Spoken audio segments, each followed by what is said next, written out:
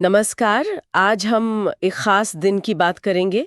18 मार्च 1956 की आगरा का रामलीला मैदान।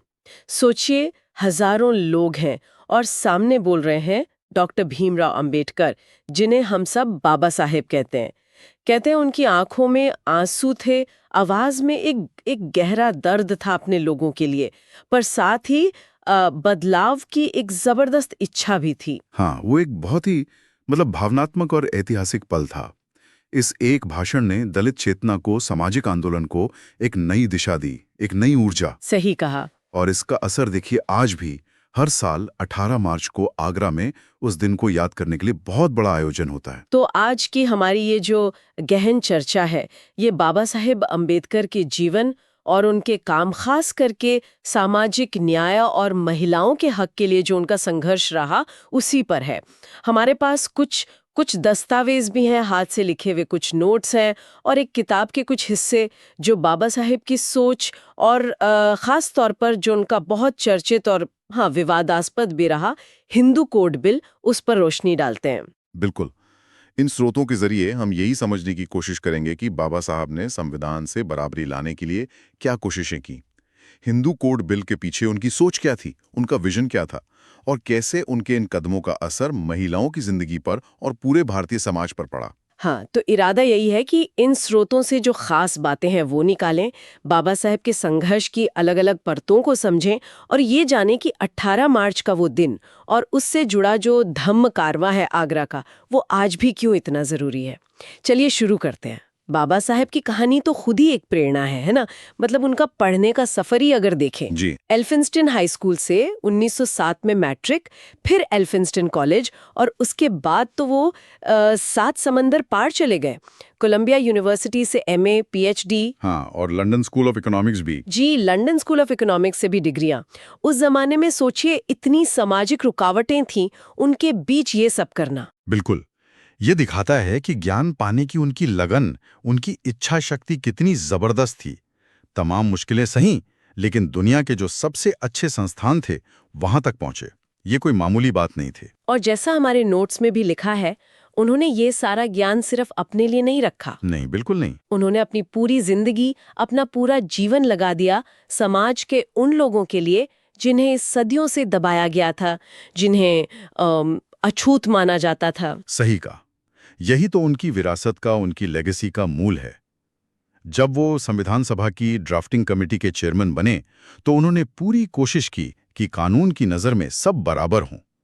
उन्होंने जो हाशिए पर पड़े हुए लोग थे, सभी समुदाय और ख़ासतौर पर महिलाएं, उनके लिए सरकारी नौकरी हो, अपना काम धंधा हो, जिंदगी में आगे बढ़ने के रास्ते हों, वो सब संविधान के जरिए पक्के किए। चलिए अब फिर से उस दिन पर लौटते हैं। 18 मार्च 1956, आगरा का रामलीला मैदान। जो हमारे पास स्रोत हैं, उनमें लिखा है कि वो भाषण बहुत बहुत जज्बाती था। वो अपने लोगों की हालत देखकर बहुत दुखी थे। हाँ, नोट्स में ये बात साफ दर्ज है। उन्होंने अपनी बिगड़ती सेहत का भी जिक्र किया था। कहा था कि पता नहीं मैं कब आप लोगों के बीच से चला जाऊंगा। लेकिन उससे भी ज्यादा फिक्र उन्हें इस बात की थी कि मेरे जाने के बाद इन बेसहारा, इन निराश लोगों के हक कौन लड़ेगा, इनकी देखभाल कैसे होगी। और शायद इसी फिक्र से वो बात निकली जो आज तक गूंजती है ना, वो तंबू का बांस बनने का आह्वान। इसका क्या मतलब था? क्या कहना चाह रहे थे वो? तंबू का बांस। हाँ, ये एक बहुत गहरा, बहुत सिंबॉलिक बात कही उन्होंने। बाबा साहब कह रहे थे कि जैसे एक तंबू को सीधा खड़ा रखने के लिए मजबूत बांसों की जरूरत होती है, वैसे ही ये जो समाज है, ये जो समुदाय है, ये भी एक तंबू की तरह है। इसे संभालने के लिए हर इंसान को, खासकर जो पढ़े लिखे हैं, जो सक्षम है, उन्हें एक मजबूत बांस बनना होगा। अच्छा। ये सिर्फ नेताओं का काम नहीं है, ये हर एक की जिम्मेदारी है। उन्होंने लोगों से कहा कि भाई, पिछड़ेपन से, अंधविश्वास से बाहर निकलो, पढ़ो लिखो और अपने हक के लिए एकजुट होकर आवाज उठाओ। ये बात सीधी जुड़ती है उनके उस काम से जिसने शायद सबसे ज्यादा क्या कहें, हलचल मचाई थी, हिंदू कोड बिल। हाँ, बिल्कुल। ये बाबा साहेब के सबसे जरूरी कामों में से एक था और शायद सबसे ज्यादा विवादों में भी रहा। उस समय महिलाओं की हालत थी क्या कि इस बिल की जरूरत पड़ी? देखिए, उस दौर में हिंदू महिलाओं की जो कानूनी स्थिति थी, वो बहुत कमजोर थी। हाँ, ये सही है कि ज्योतिराव फूले और सावित्रीबाई फूले जैसे समाज सुधारकों ने लड़कियों की पढ़ाई के लिए स्कूल खोले थे, 1848-52 के बीच एक बड़ी शुरुआत थी वो। जी। लेकिन समाज में जो बुराइयां थी वो बहुत गहरी थी।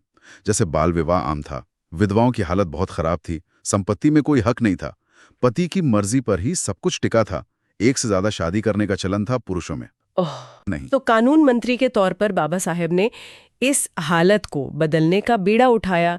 ये जो हिंदू कोड बिल था, इसमें ऐसी क्या खास बातें थी जिन्हें इतना क्रांतिकारी कहा गया? इसमें कई ऐसी बातें थीं जो उस वक्त का जो रूढ़िवादी समाज था उसके लिए हजम करना आसान नहीं था, लेकिन वो महिलाओं को बराबरी और इज्जत दिलाने के लिए बहुत जरूरी थी।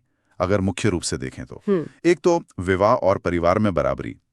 पहली बार महिलाओं को भी पुरुषों की तरह ही तलाक लेने का कानूनी हक दिया जा रहा था। अच्छा। साथ ही पहली पत्नी के रहते हुए दूसरी शादी करना उसको गैर कानूनी बनाया जा रहा था, मतलब बहुविवाह खत्म करने की बात थी। और महिलाओं को अपनी पसंद से शादी करने की आजादी, उसका भी समर्थन था इसमें। और आर्थिक रूप से? हाँ, वो बहुत बड़ा कदम था। बेटियों और विधवाओं को भी पिता और पति की संपत्ति में बेटों के बराबर हक देने का प्रावधान था इसमें। सोचिए, इससे महिलाओं को कितनी आर्थिक सुरक्षा मिलती। ये तो बहुत जरूरी था। जी।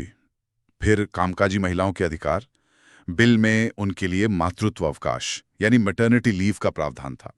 बाबा साहेब ने वैसे भी समान काम के लिए समान वेतन और काम के घंटे 12 से घटाकर 8 करने जैसे लेबर रिफॉर्म्स की वकालत की थी, जिनका फायदा महिलाओं को भी मिलना था। जी। और फिर मौलिक अधिकार और गरिमा। बिल इस सोच को मजबूत करता है कि महिलाओं को भी पुरुषों के बराबर वोट देने का हक है, देश के बड़े से बड़े पद तक पहुंचने का हक है, प्रधानमंत्री, राष्ट्रपति, कुछ भी, और सबसे बढ़कर इज्जत के साथ, मानवीय गरिमा के साथ जीने का पूरा हक है। ये बिल उनके शोषण के खिलाफ लड़ने का अधिकार को भी ताकत देता था। ये तो वाकई उस समय के हिसाब से बहुत ही आगे की सोच थी। लेकिन जैसा आपने कहा, विरोध भी फिर उतना ही जबरदस्त हुआ होगा। हाँ, विरोध बहुत तगड़ा हुआ और चारों तरफ से हुआ। जो समाज के कट्टरपंथी लोग थे, उन्होंने कहा ये तो हिंदू धर्म पर हमला है, हमारी परंपराओं पर हमला है। हैरानी की बात यह है कि सिर्फ बाहर से नहीं, कांग्रेस पार्टी के अंदर से भी विरोध की आवाजें उठी। यहां तक कि देश के जो पहले राष्ट्रपति थे, डॉक्टर राजेंद्र प्रसाद, उन्होंने भी बिल पर अपनी गंभीर आपत्ति जताई थी। अच्छा, राष्ट्रपति ने भी? जी हां। संसद के बाहर तो नारे लगते थे, हिंदू कोड बिल मुर्दाबाद। बाबा साहेब को धमकियां मिलती थीं। नोट्स में तो यहां तक लिखा है कि उन्हें जान से मारने की धमकियां भी दी गईं। ओह, और प्रधानमंत्री नेहरू, कहा जाता है कि वो तो शुरुआत में बिल के हक में थे, फिर वो भी पीछे हट गए। देखिए, जवाहरलाल नेहरू सैद्धांतिक रूप से तो बिल के समर्थक थे, लेकिन देश भर में जो इतना भारी विरोध उठ रहा था और अपनी ही पार्टी के अंदर से जो दबाव बढ़ रहा था, उसे देखते हुए वो शायद हिचकिचाने लगे। मतलब वो इसे एक साथ एक बार में पास करवाने से कतराने लगे।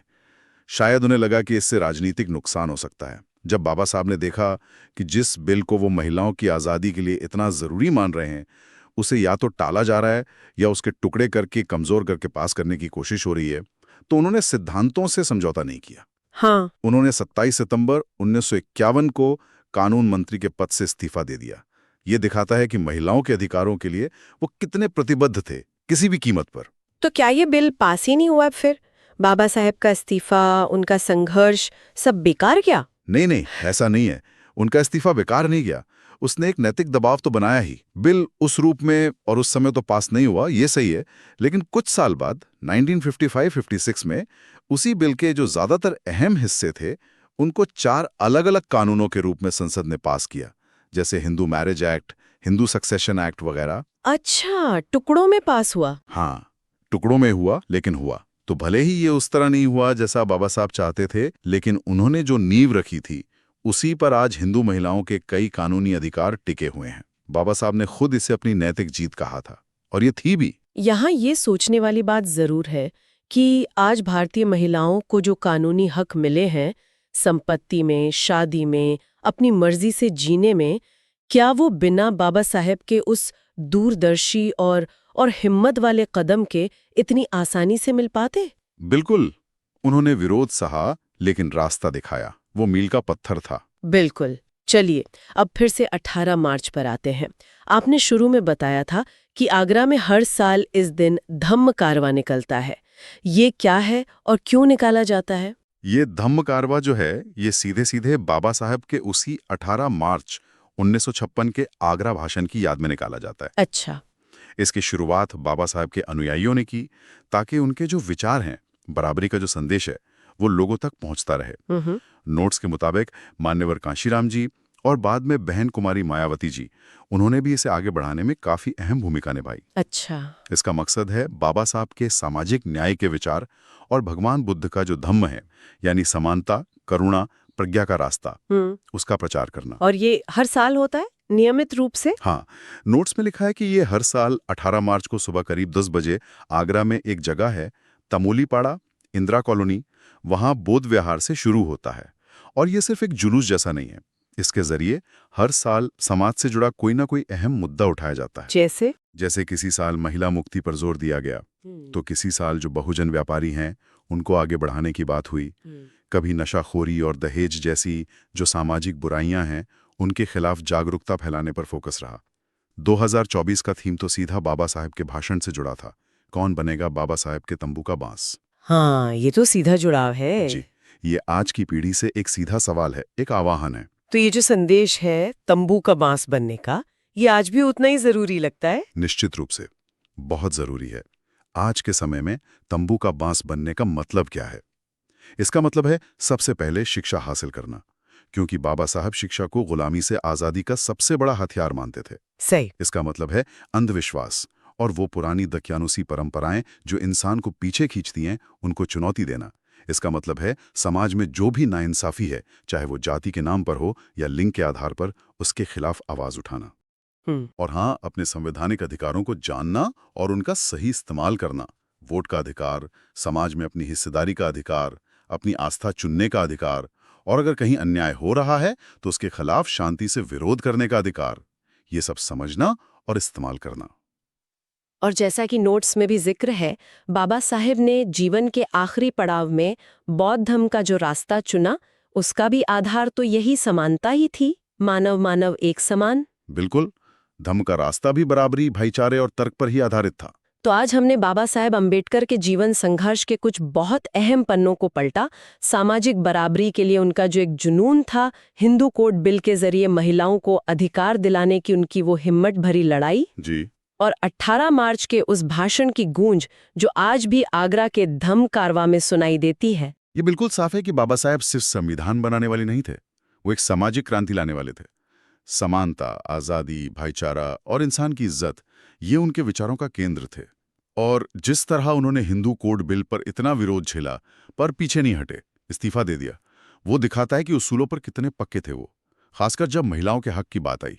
इन स्रोतों को पढ़ते हुए बाबा साहेब का एक वाकया है जो मेरे जहन में एकदम अटक गया है, जो नोट्स के पेज 8 पर भी लिखा है। मैं किसी समाज की उन्नति का आंकलन वहां की महिलाओं की स्थिति से करता हूं। ये वाकई एक बहुत गहरा पैमाना है। आज के श्रोताओं के लिए शायद यही सोचने का बिंदु है कि जिन अधिकारों के लिए बाबा साहेब ने इतना संघर्ष किया, क्या हमारा समाज आज उस पैमाने पर खरा उतर रहा है? और बाबा साहेब का वो आह्वान, तंबू का बांस बनना, आज हम सबके लिए एक व्यक्ति के तौर पर क्या मायने रखता है? हम अपने अपने लेवल पर इस समाज रूपी तंबू को मजबूत करने के लिए क्या कर सकते हैं? इसी विचार के साथ आज की ये चर्चा यहीं समाप्त करते हैं। जय भीम, नमो बुद्धाय।